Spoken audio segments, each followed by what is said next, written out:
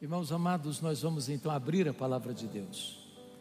Eu vou ler no texto de João, capítulo 21. Peço que você abra sua Bíblia comigo. Evangelho de Cristo, conforme o evangelista João, capítulo 21, versos de 1 a 19.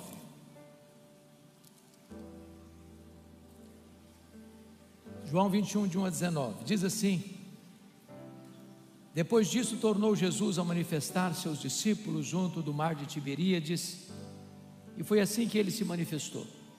Estavam juntos Simão Pedro, Tomé chamado Dídimo, Natanael que era de Caná da Galileia, os filhos de Zebedeu e mais 2 dos seus discípulos. Disse-lhe Simão Pedro: Vou pescar. Disseram-lhe os outros: Também nós vamos contigo. Saíram e entraram no barco e naquela noite nada apanharam. Mas ao clarear da madrugada estava Jesus na praia. Todavia os discípulos não reconheceram que era ele. Perguntou-lhes Jesus: Filhos, tendes aí alguma coisa de comer? Responderam-lhe: Não. Então lhes disse: Lançai a rede à direita do barco e achareis. Assim fizeram, já não podiam puxar a rede, tão grande era a quantidade de peixes. Aquele discípulo a quem Jesus amava disse a Pedro: É o Senhor. Simão Pedro, ouvindo que era o Senhor, cingiu-se com sua veste, porque se havia despido, e lançou-se ao mar. Mas os outros discípulos vieram no barquinho puxando a rede com os peixes, porque não estavam distantes da terra, senão quase 200 côvados, aproximadamente 100 metros. Ao saltarem em terra, viram ali umas brasas, e em cima peixes, e havia também pão. Disse-lhe Jesus: Trazei alguns dos peixes que acabaste de apanhar. Simão Pedro entrou no barco e arrastou a rede para a terra, cheia de 153 grandes peixes, e não obstante serem tantos, a rede não se rompeu. Disse-lhe Jesus: Vinde, comei. Nenhum dos discípulos ousava perguntar-lhe: Quem és tu? Porque sabiam que era o Senhor. Veio Jesus, tomou o pão e lhes deu, e de igual modo o peixe. E já era esta a terceira vez que Jesus se manifestava aos discípulos depois de ressuscitado dentre os mortos. Depois de terem comido, perguntou Jesus a Simão Pedro: Simão, filho de João, amas-me mais do que estes outros? Ele respondeu: Sim, Senhor, tu sabes que te amo. Ele lhe disse: Apacenta os meus cordeiros. Tornou a perguntar-lhe pela segunda vez: Simão, filho de João, tu me amas? Ele respondeu: Sim, Senhor, tu sabes que te amo. Disse-lhe Jesus: Pastorei as minhas ovelhas. Pela terceira vez Jesus lhe perguntou: Simão, filho de João, tu me amas? Pedro entristeceu-se por ele lhe ter dito pela terceira vez: Tu me amas? E respondeu-lhe: Senhor, tu sabes todas as coisas, tu sabes que eu te amo. Disse-lhe Jesus: Apacenta as minhas ovelhas. Em verdade te digo, que quando eras mais moço, te cingias a ti mesmo, e andavas por onde querias. Quando porém fores velho, estenderás as mãos, e outro te cingirá e te levará para onde não queres. Disse isso para significar com que gênero de morte Pedro havia de glorificar a Deus. Depois de assim falar, acrescentou-lhe: Segue-me. Amém.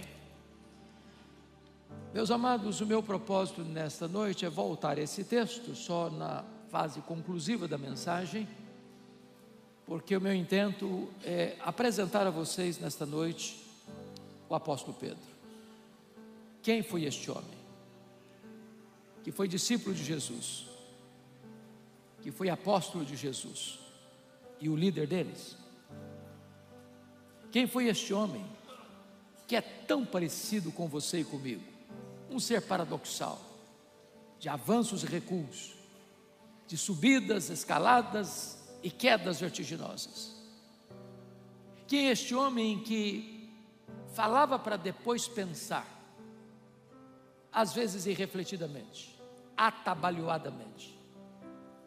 Quem é esse homem que era capaz de uma fé robusta, a ponto de Jesus dizer: Pode vir, Pedro, ao meu encontro, caminhando sobre o mar, e ele salta do barco e anda sobre as ondas, para logo em seguida ter medo e naufragar?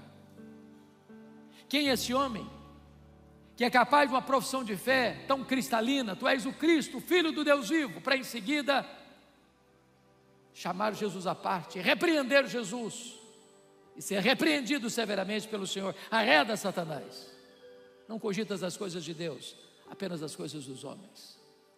Quem é esse homem que é capaz de professar fidelidade inegociável a Jesus, ainda que todos te abandonem? Eu jamais, para em seguida negar Jesus 3 vezes, de forma tão covarde. Quem é esse homem? Quem é esse homem? Que apesar das suas fraquezas, foi revestido com o poder do Espírito Santo, e ao pregar para as multidões, os corações se derretiam. Quem é esse homem que orava pelos enfermos e eles eram curados? Quem é esse homem que abriu a porta do Evangelho para judeus e gentios? Quem é esse homem? Eu gostaria de apresentar a vocês nesta noite exatamente esse homem. O primeiro registro que a Bíblia nos traz de Pedro com Jesus ocorre lá em Lucas 5. Diz a Bíblia que Jesus estava ensinando uma grande multidão à beira do mar da Galileia, e estavam ali do lado 2 barcos. Um dos barcos era o de Pedro, e Jesus entra no barco de Pedro e diz para ele: afasta o barco, Pedro. E Jesus transforma aquele barco num púlpito e a água no veículo da sua voz, e dali ensina aquela grande multidão. Após o que Jesus diz para Pedro: Pedro, agora lança-te ao mar, vai a fundo, vai lá para o fundo, lance as vossas redes para pescar. E Pedro, que era um camarada experiente, disse: o Senhor, essa é a minha praia, de pescaria entendo eu, já trabalhamos a noite inteira, não pegamos nada, o mar não está para peixe hoje. Mas de repente abre-lhe um lampejo de fé, e ele diz: mas sob a tua palavra eu lançarei as redes. E quando lançam as redes, um cardume começa a pular nas redes, as redes começam a se romper, aquele barco não pôde reter o produto da pesca milagrosa, o outro barco precisa vir. E quando Pedro percebe que não está apenas diante de uma pescaria de sorte, mas de um milagre extraordinário, ele larga para lá o barco, ele larga para lá as redes, ele larga para lá os peixes, ele vai ao encontro de Jesus, se prostra aos pés de Jesus: Senhor, arreda-te de mim, vai embora de mim, eu sou um pecador. E Jesus olhou para ele e disse: não temas, porque eu farei de ti, a partir de hoje, um pescador de homens. E Pedro começa a seguir a Jesus, a andar com Jesus, ouvir os ensinamentos de Jesus, ver os milagres de Jesus. Os cegos viram, os surdos ouviram, os mudos falaram, os coxos andaram, os leprosos eram purificados, coisas extraordinárias acontecendo. Esse Pedro deixou de ser um discípulo, agora é um apóstolo e o líder deles. E diz a Bíblia, lá em Mateus 16, que Jesus está lá no extremo norte de Israel, lá nas fraldas do Monte Hermon, lá onde nasce o Rio Jordão, lá em Cesareia de Filipe. E Jesus faz uma enquete com seus discípulos perguntando: quem diz os homens ser o Filho do Homem?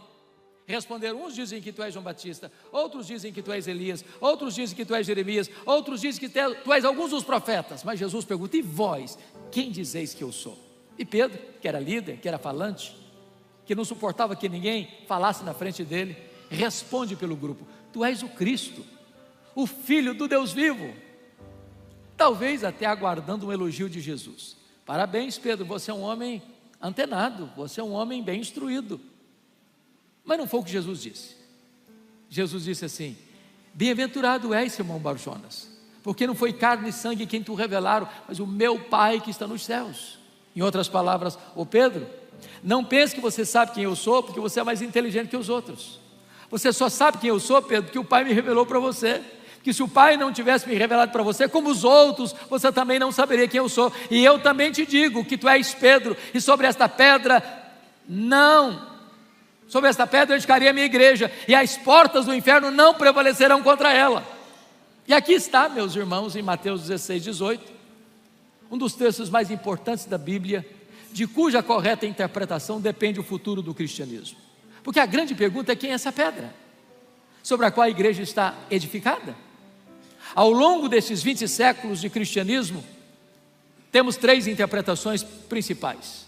A primeira delas, subscrita por mais de 800 milhões de pessoas no mundo, é que Pedro é a pedra. Há uma frase em latim muito conhecida: ubi Petrus, ibi ecclesia. Onde está Pedro? Aí está a pedra. A segunda interpretação é que a pedra sobre a qual a igreja está edificada é a frase declaratória de Pedro: tu és o Cristo, o Filho do Deus vivo. Onde esta declaração for feita, aí está a pedra fundamental da igreja. Mas a terceira interpretação, subscrita talvez por todos nós aqui nesta noite, é que Cristo mesmo é a pedra sobre a qual a igreja está edificada. O texto nos leva a essa conclusão, senão vejamos. Há uma espécie de trocadilho entre a palavra Pedro e a palavra pedra.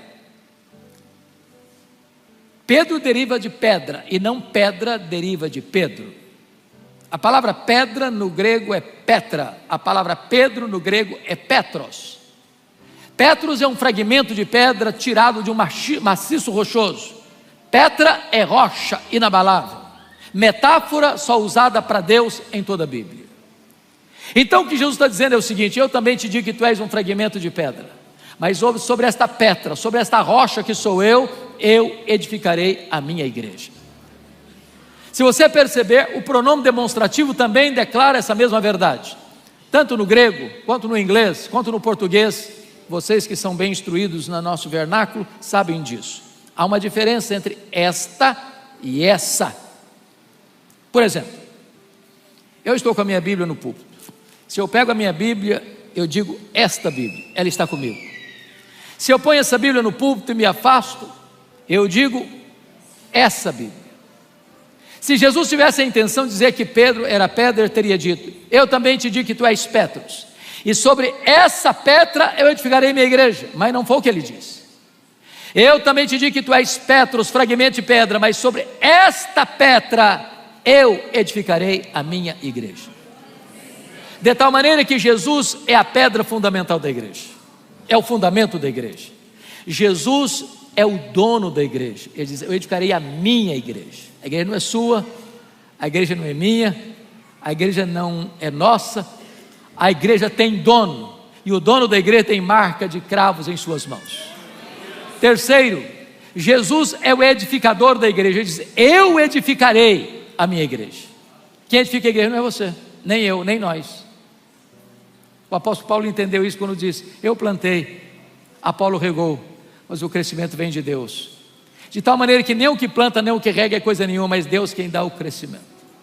Irmãos amados, é tão bom ver uma igreja robusta, repleta como esta. Aqui tem tanta gente convertida, transformada.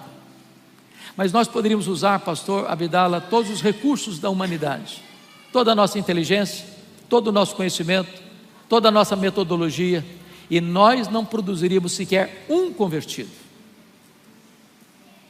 Quem transforma é Deus, quem salva é Deus, quem edifica a igreja é o próprio Senhor Jesus Cristo. Mas em quarto lugar ele diz que Ele é o protetor da igreja. As portas do inferno não prevalecerão contra ela.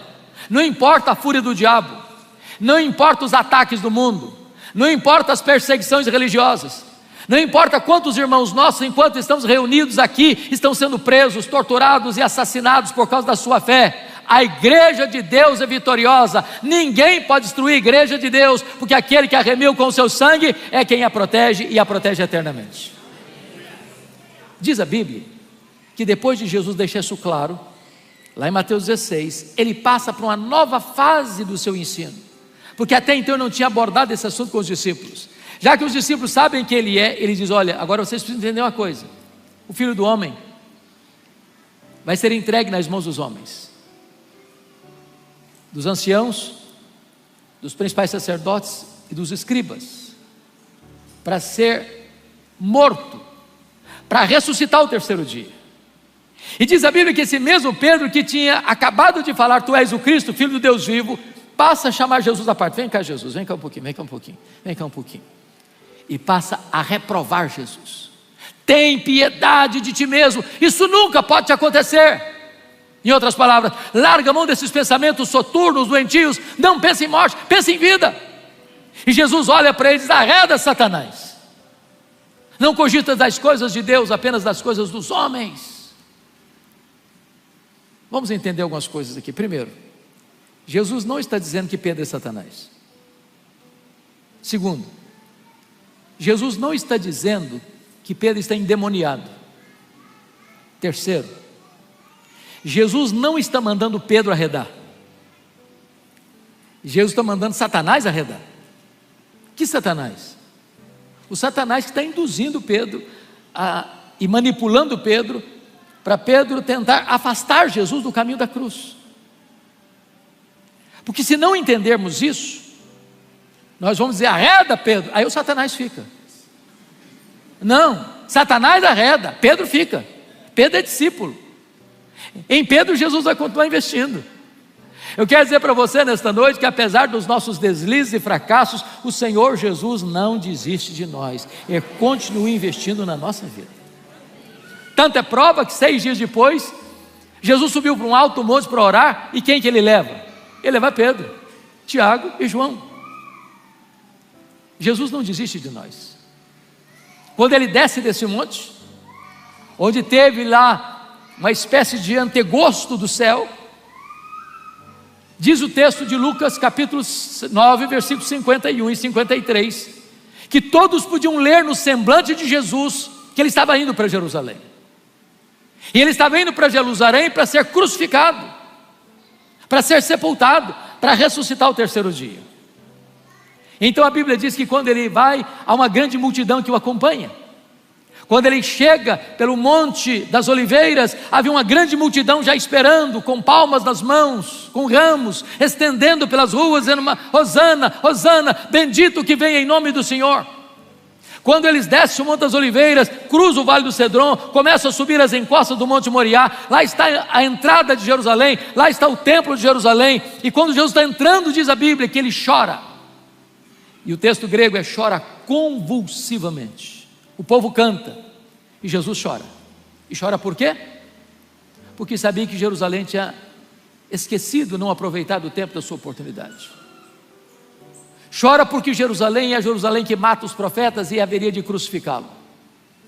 Chora porque vê Jerusalém em breve sendo destruída, arruinada, arrasada até os fundamentos, e o povo disperso para a maior dispersão de todos os tempos, desde o ano 70 a 14 de maio de 1948.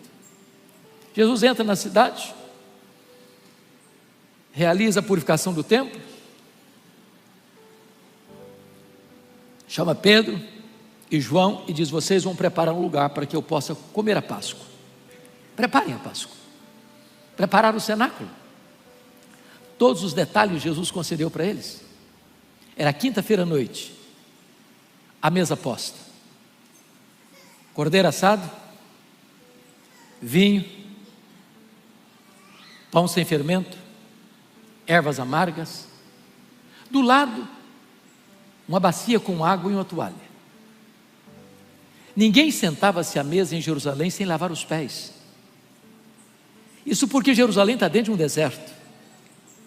Os calçados naquela época não eram fechados como os nossos hoje, eram sandálias de couro, cru. Então os pés estavam todos empoeirados. As mesas não eram altas como as nossas, eram mesas baixas, onde a pessoa ficava escorada no cotovelo e os pés muito próximos do rosto da outra pessoa. Porém, os discípulos eram muito orgulhosos para lavar os pés uns dos outros. Esse era um papel de um escravo. Assentaram-se à mesa sem lavar os pés e discutiam à mesa: quem é o maior, quem é o mais importante, quem mais tem projeção aqui no reino de Deus. E quando Jesus percebeu que eles estavam antenados noutro canal, Jesus os choca, levantando-se da mesa, cingindo-se com a toalha, pegou a bacia e começa a lavar os pés dos discípulos. Eles ficam chocados, perplexos. E eu imagino Jesus lavando os pés de Judas Iscariotes, os pés de Tomé, os pés de Filipe, até que Jesus chega diante de Pedro. Ele devia estar com um semblante transtornado de vergonha, e ele pergunta para Jesus: tu me lavarás os pés a mim? E Jesus olha para ele e diz: o que eu faço agora tu não entendes, entendê-lo-ás depois. E ele radicalizou: nunca me lavarás os pés, eu não permitirei que tu te humilhes a esse ponto de ser um escravo, os meus pés tu não vais lavar. E Jesus olha para ele e diz: se eu não te lavar os pés, tu não tens parte comigo. Então ele, que era 880, diz: então faz o seguinte, o senhor lava os pés, o senhor lava as mãos, o senhor lava a minha cabeça, o senhor pode me dar um banho completo.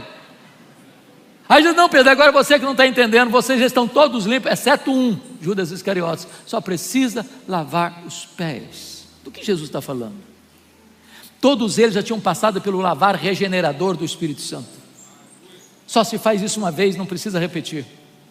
Mas quem já foi regenerado certamente precisa constantemente do processo contínuo e progressivo da santificação.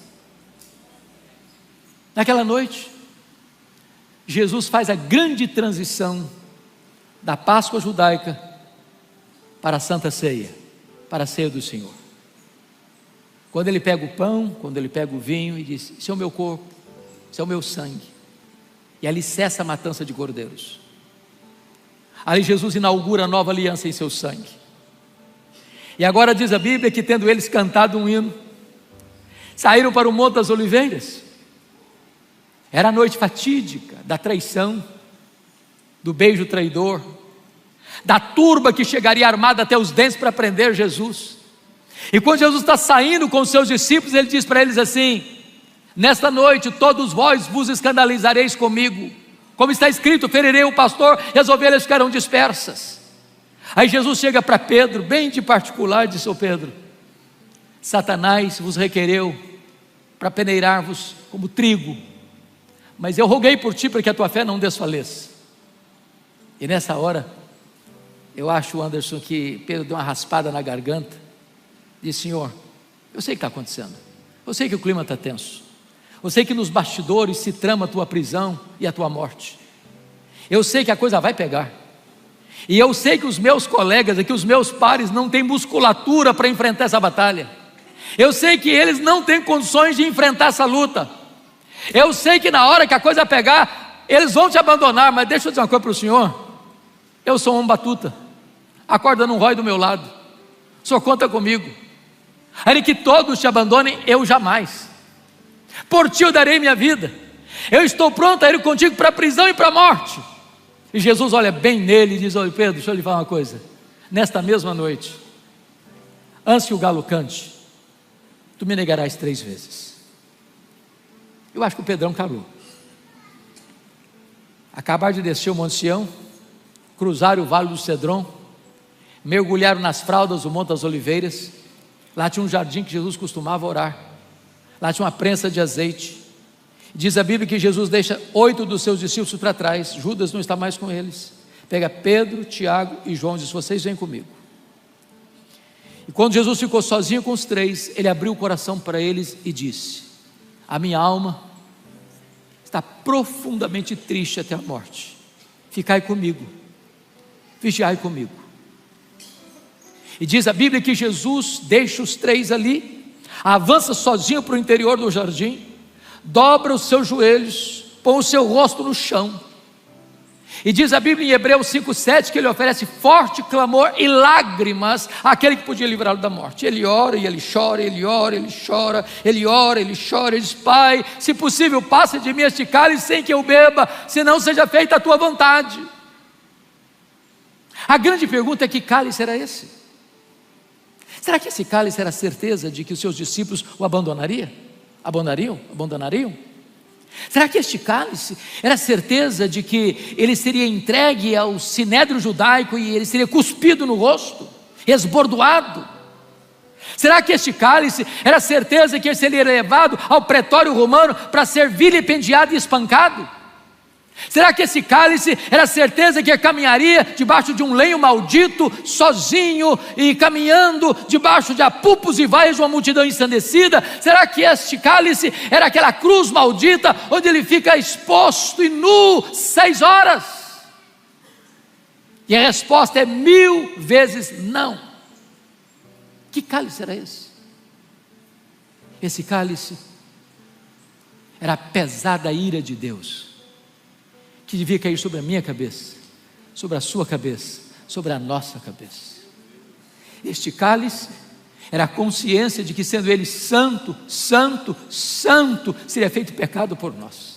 Este cálice era a consciência de que, sendo ele bendito eternamente e tendo glória com o Pai antes da fundação do mundo, ele seria feito maldição. Este cálice era a certeza de que agradaria o Pai moê-lo naquela cruz. Este cálice era a certeza de que o golpe da lei o feriria, porque o salário do pecado é a morte, e não tendo ele pecado, se fez pecado por nós. Este cálice era a certeza de que, sendo o amado do Pai, o Pai viraria o rosto para ele na cruz.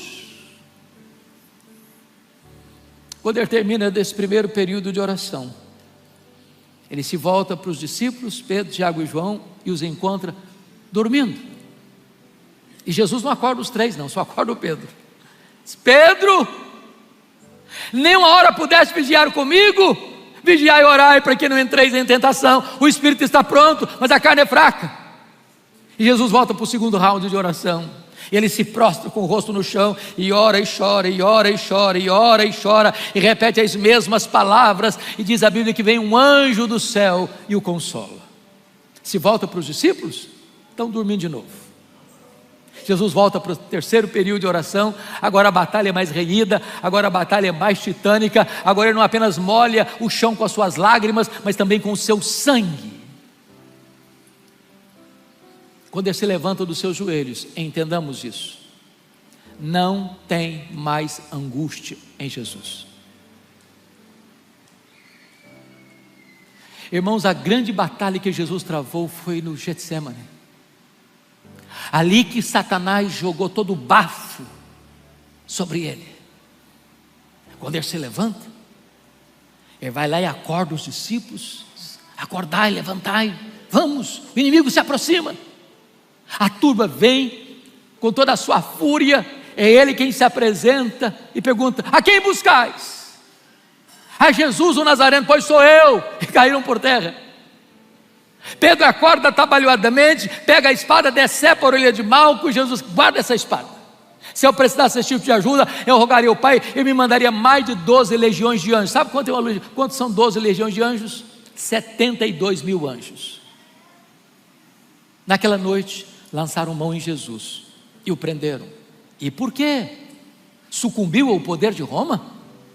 Sucumbiu à trama do Sinédrio? Não, Lucas interpreta: ele foi preso porque aquela era a hora das trevas. Para esta hora, Jesus havia vindo ao mundo.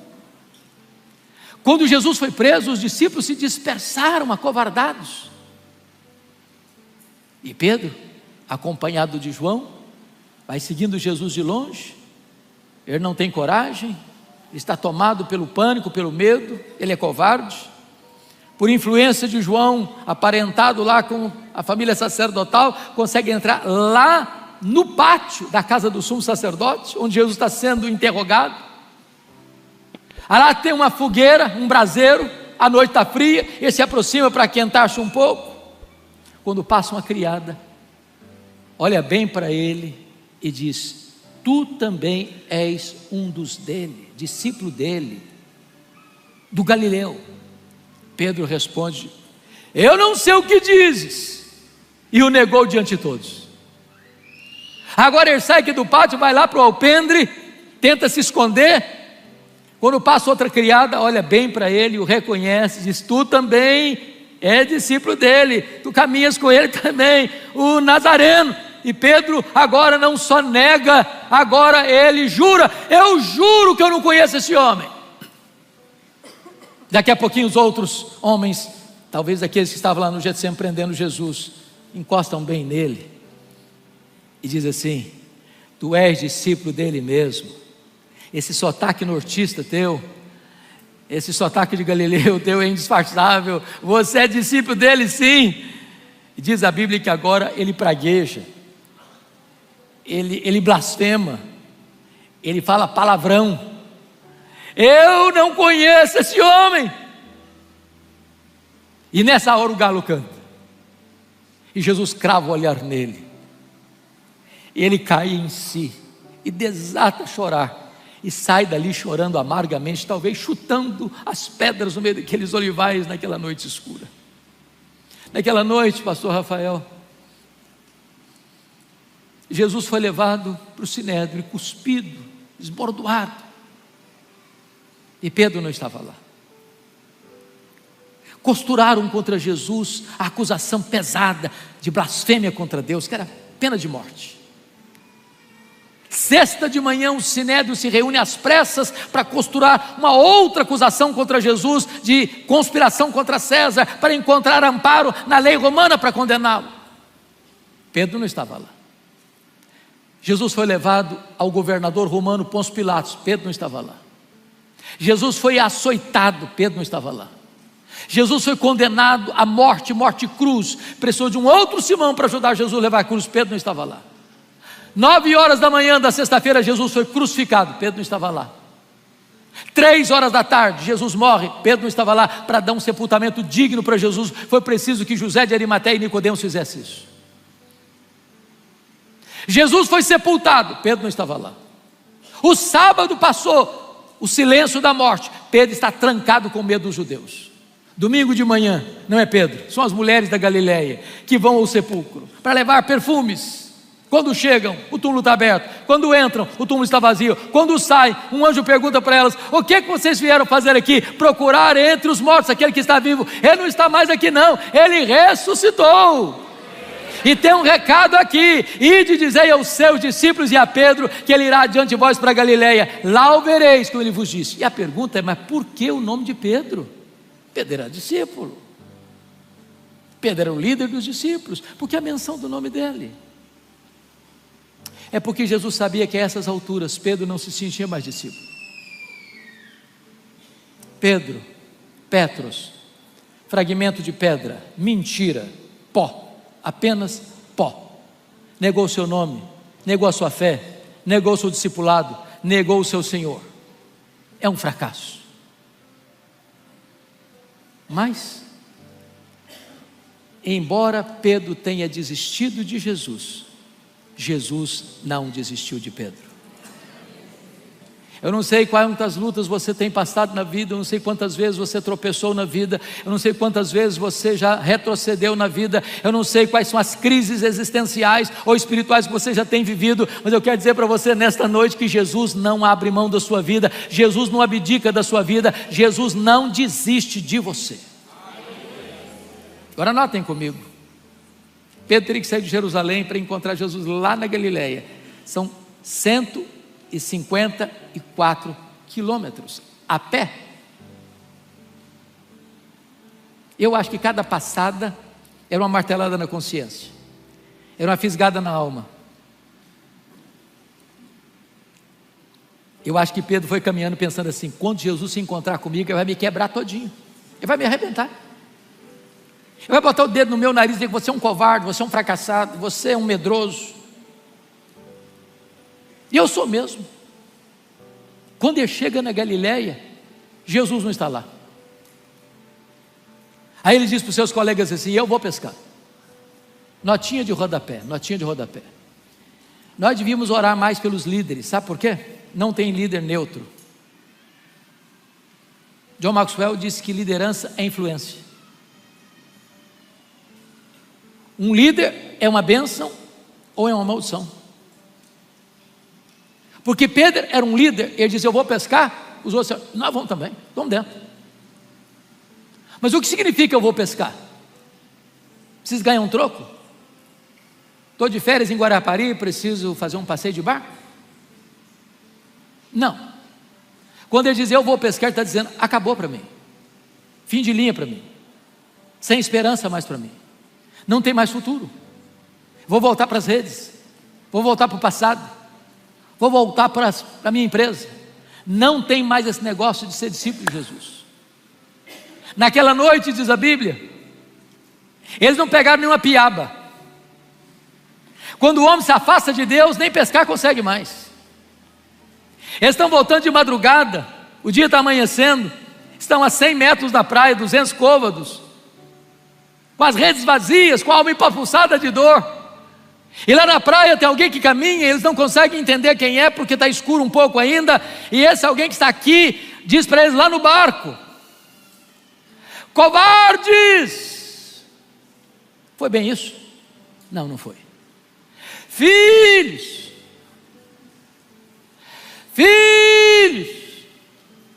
para um bando de covardes, de desertores.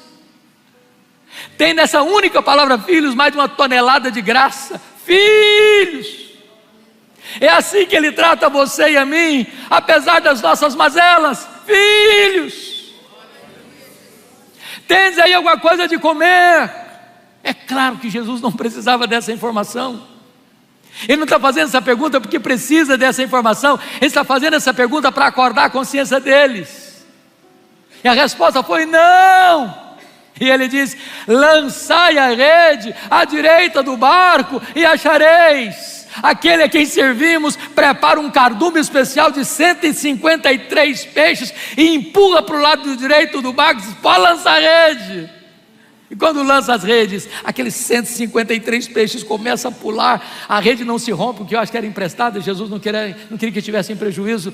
E João, que era mais sensível, dizia: é ele, Pedro, é ele chegou, Pedro, ele está aqui, Pedro. E o Pedro mais uma vez larga para lá o barco, larga para as redes, larga para lá os peixes, entra na água, nada, é agora, ele vai me quebrar, ele vai me humilhar, ele vai botar o dedo no meu nariz, ele vai me arrebentar todo. Quando ele chega, ele toma um susto, porque ele vê um braseiro, com pão e com peixe. Só tem 2 lugares no Novo Testamento onde aparece a palavra braseiro. Foi onde Pedro negou Jesus e onde Pedro foi restaurado por Jesus. Jesus montou aquela cena para dizer: ô Pedro, sabe por que eu montei essa cena aqui? Para mostrar para você uma coisa: na mesma geografia que você caiu, eu vou levantar você. No mesmo território que você me negou, eu vou lhe dar a oportunidade de confessar meu nome. No mesmo lugar que você foi um fracasso, eu vou reerguer e restaurar a sua vida. Sabe por quê, Pedro? Porque a minha graça é maior do que o seu pecado. Jesus alimentou os discípulos, Jesus aqueceu os discípulos. Depois disso, diz a Bíblia, que Jesus se aproxima de Pedro, de Simão, filho de João: amas-me mais do que estes outros? Uai, Jesus, eu não estou te entendendo. Por que deveria eu amar-te mais do que os outros? Não basta amar-te igual aos outros? Por que Jesus está fazendo essa pergunta para Pedro? Porque lá atrás, o Pedro havia dito: ainda que todos te abandonem, eu jamais. Sabe o que ele estava dizendo para Jesus? Senhor, eu sou mais crente que os outros, eu sou mais fiel do que os outros, eu sou mais ousado e valente que os outros, eu te amo mais que os outros. O que Jesus está perguntando para ele é o seguinte: ô Pedro, você ainda tem a mesma opinião a seu respeito? Você ainda acha mesmo que você é melhor que os outros? Você ainda acha mesmo que você é mais crente que os outros? Você ainda mantém a pose de número 1 no ranking espiritual? Ele respondeu: Senhor, tu sabes que eu te amo. Então, Pedro, apacenta os meus cordeiros. Aí Jesus pergunta a segunda vez: Simão, filho de João, tu me amas? Sim, Senhor, tu sabes que eu te amo. Então, pastoreia as minhas ovelhas. Pela terceira vez, Jesus perguntou: Pedro, tu me amas? Ele se entristeceu pela terceira vez e disse: Senhor, tu sabes todas as coisas, tu sabes que eu te amo. E a grande pergunta é: por que Jesus pergunta 3 vezes? É óbvio, porque 3 vezes o Pedro negou Jesus. Mas o que significa isso? O que Jesus está querendo dizer é o seguinte: ô Pedro, você caiu a primeira vez, meu filho, a minha graça é suficiente para levantar você. Você caiu uma segunda vez, Pedro, a minha graça é suficiente para levantar você. Ô Pedro, você tropeçou uma terceira vez. Ô Pedro, a minha graça é suficiente para levantar você. Ô Pedro, a minha graça é maior do que o seu pecado. Se fosse um jogo, nós poderíamos narrar esse jogo assim: Pedro negou Jesus pela primeira vez, está perdendo de 1-0. Pedro negou a segunda vez, perdendo de 2-0. Pedro negou a terceira vez, está perdendo de 3-0. Pedro, tu me amas? Sim, Senhor, tu sabes que eu te amo. 3-1, Pedro. Segunda vez: Pedro, tu me amas? Sim, Senhor, eu te amo. 3-2, Pedro. Terceira vez: Pedro, tu me amas? Ah, Senhor, tu sabes todas as coisas, tu sabes que eu te amo. 3-3, Pedro. Pedro, segue-me. 4-3 para a restauração. O Senhor restaura, vira a mesa do jogo, muda o placar do jogo e restaura a vida de Pedro. Louvado seja Deus.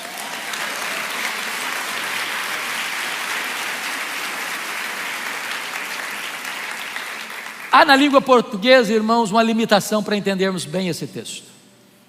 Na língua grega que foi escrita é muito mais rico e não podemos verter isso para a língua portuguesa, porque vocês muito bem sabem que na língua grega há 4 palavras para amor: a palavra eros, a palavra storge, a palavra filia e a palavra que é o amor ágape. Duas palavras são usadas aqui: o amor filéu, o amor agapau. Quando Jesus pergunta a primeira vez para Pedro, ele usa o verbo agapau. Petros agapasme, que significa: Pedro, tu me amas a ponto de dares tua vida por mim, de morreres por mim. Pedro não respondeu essa pergunta. O que Pedro respondeu foi outra coisa. Pedro respondeu usando o verbo filéu, e respondeu: Senhor, amor ágape eu não tenho coragem de morrer por ti, eu não tenho coragem de dar minha vida por ti, eu só gosto de ti. E respondeu: filose. Aí Jesus perguntou a segunda vez, do mesmo jeito: Petros agapasme, tu me amas com amor ágape, tu me amas a ponto de morreres por mim. Pedro não respondeu de novo a pergunta: Senhor, amor ágape eu não tenho, eu não estou pronto a morrer por ti, não tenho coragem de dar minha vida por ti, eu só gosto de ti. E respondeu de novo: filose. Por que Pedro ficou triste da terceira vez? Porque Jesus mudou a pergunta. Na terceira pergunta, Jesus usou o mesmo verbo que Pedro usou nas duas respostas. Jesus então perguntou para ele: Petros, fileis-me, pelo menos tu gostas de mim? E Pedro respondeu do mesmo jeitinho: é isso, Jesus, eu só gosto de ti, filose. O que eu aprendo com isso? Quando Pedro, confiando em si, prometeu dar a vida por Jesus, ele negou Jesus. Mas quando Pedro humildemente reconheceu que não tinha poder nele mesmo para dar a vida por Jesus, aí Jesus o capacitou a dar a sua vida por ele. Jesus restaura Pedro, mas Jesus também restaura o ministério de Pedro. Apacenta os meus cordeiros, pastoreia as minhas ovelhas, apacenta as minhas ovelhas. Quem sabe nesta noite tem gente aqui que já foi gente de linha de frente, gente de vanguarda, mas gente que pôs a mão no arado e olhou para trás. Quem sabe hoje, nesta noite, Jesus está aqui para restaurar a sua vida e restaurar o seu ministério, restaurar seus sonhos, para você voltar às trincheiras da luta. A partir desse momento, Pedro é um outro homem. Pedro é um homem de oração, Pedro é um homem cheio do Espírito Santo, Pedro é um homem que prega e os corações se derretem. Pedro é um homem que ora pelos enfermos, eles são curados. Pedro é um homem que não se acovarda diante das pressões e ameaças, está pronto a ser preso, está pronto a morrer. Pedro é um gigante de Deus. E aí entra para encerrar o verso 18 e 19. Jesus: ô Pedro, você está lembrado, meu filho, aquele dia que você falou para mim, descendo do cenáculo, que você estava pronto a morrer por mim, a dar sua vida por mim? Estou, Jesus, estou lembrado sim. Pois é, Pedro, esse dia vai chegar. Não é agora não, vai ser na sua velhice. Agora você vai para onde quer, agora você caminha para onde deseja. Mas quando você ficar velho, Pedro, eles vão te prender, eles vão te amarrar as mãos, te cingir, e você vai ser crucificado. Mas deixa eu dizer uma coisa para você, Pedro: com esse gênero de morte, você vai glorificar a Deus. Pastor Abdala, se não for a graça, Pedro sairia dali para um divã de um psicanalista. Você já pensou que o cara chegar em casa, tomar um gostoso banho, botar a mesa para jantar e lembrar: quando eu ficar velho, eu vou morrer crucificado? Prega um sermão abençoado, chega em casa feliz, a esposa dá um abraço nele e vem a cabeça dele: quando você ficar velho, você vai morrer crucificado. Ele sai de férias, quer dizer, não tinha férias naquela época. Quando você ficar velho, você vai morrer crucificado. Sem a graça, é paranoia. A pergunta que eu faço a você é essa: e esse dia chegou? E como é que Pedro reagiu? A Bíblia responde como ele reagiu. E eu encerro levando você para a segunda carta de Pedro, capítulo 1, verso 14 e 15, vá comigo para lá, para ver qual foi a reação dele. Segunda de Pedro, capítulo 1, veja aí comigo, por gentileza. Está escrito assim: certo de que estou prestes a deixar o meu tabernáculo. essa palavra certo que estou prestes a deixar no tabernáculo é a mesma de Paulo. Estou já sendo oferecido por libação. Estou prestes a morrer. Como efetivamente nosso Senhor Jesus Cristo me revelou, ou seja, Ele está prestes a morrer por profecia de Jesus,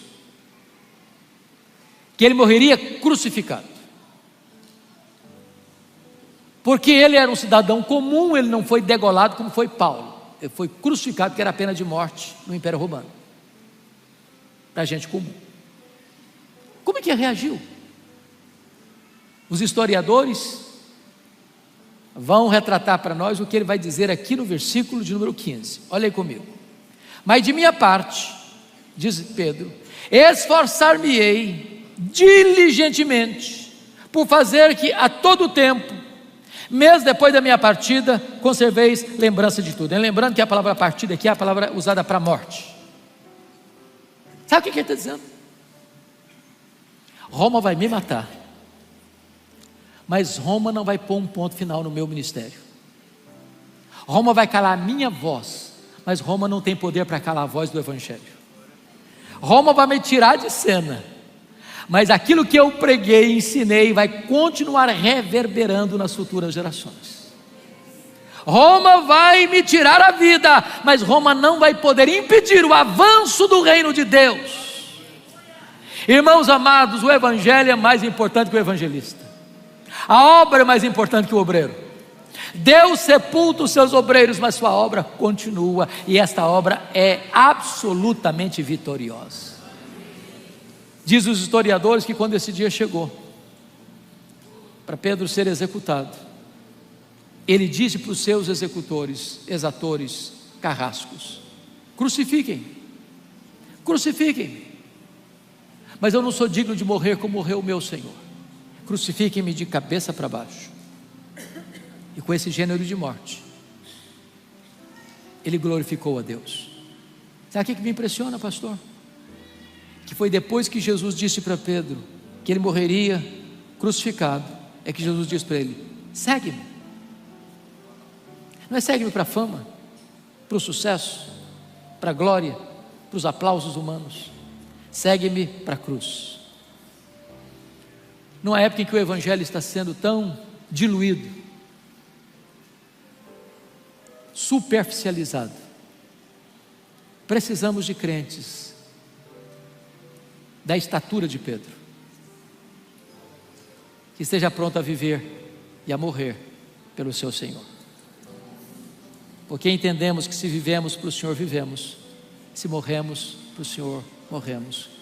Quer pois vivamos, quer pois morramos, nós somos do Senhor. Eu quero orar com vocês, para que Deus os capacite. Estamos vivendo dias difíceis, dias tenebrosos, dias que requer crente de verdade, que não se intimidem, que não se acovardem. Se você está aqui nesta noite, eu quero fazer 3 apelos. Primeiramente, você está precisando de restauração na sua vida. Você é um Pedro e quer hoje ser restaurado por Jesus. Eu quero orar por você. Segundo apelo: se você foi gente de linha de frente, de vanguarda, por razões múltiplas, você abriu mão, desistiu, retrocedeu, eu quero orar por você, para que você tome de volta o cajado de pastor. E o terceiro motivo que eu quero orar por você, e se você quer hoje colocar a sua vida nas mãos de Deus: Senhor, eu quero ser esse homem, eu quero ser essa mulher, sem temor, eu quero viver para Jesus, e eu estou pronto, se preciso for, a dar a minha vida por Jesus. Se você é essa pessoa, fique em pé onde você está, e eu quero orar por você, em nome de Jesus. Pode ficar em pé no seu lugar, eu vou orar em seu favor.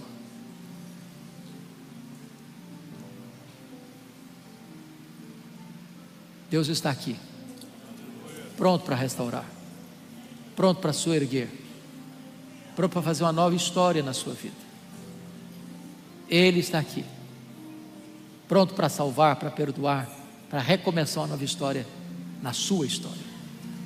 Bendito é o teu nome, Senhor, porque nesta noite pessoas se colocam nas tuas mãos, prontas para recomeçar uma nova caminhada contigo, prontas para colocar de volta a mão no arado e tomar o cajado de pastor, prontas para te oferecerem como sacrifício vivo, santo e agradável a ti, para viver uma vida digna do Evangelho, prontos a viver e a morrer pela sua fé. Eis-nos aqui, Senhor, reveste-nos com o teu poder e dá-nos a estatura de Pedro, o homem transformado, revestido com o teu poder, que pregou a tua palavra e viu os teus milagres e experimentou as tuas vitórias. Bendito é o teu nome, em nome de Jesus, amém.